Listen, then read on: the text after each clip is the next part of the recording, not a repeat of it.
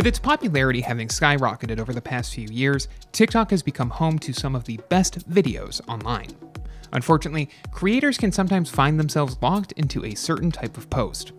TikTok's algorithm tends to favor creators who appeal to and stick with a certain niche on the platform. Fortunately, you can add or create a second account to help add variety to your uploads. Here's how it's done. To add another account on TikTok, open the app on your phone, then tap on the profile icon in the bottom right corner to get to your profile. At the very top of this page, tap on the account name, then select Add Account from the pop-up menu.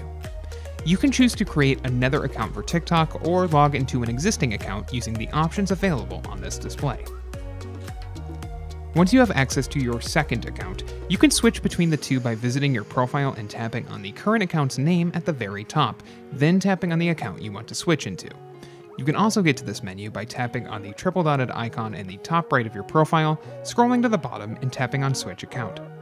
To revert to using a single account on your device, switch to the account you want to log out of, then tap on the triple dotted icon in the top right corner. Scroll down to the very bottom and tap Log Out.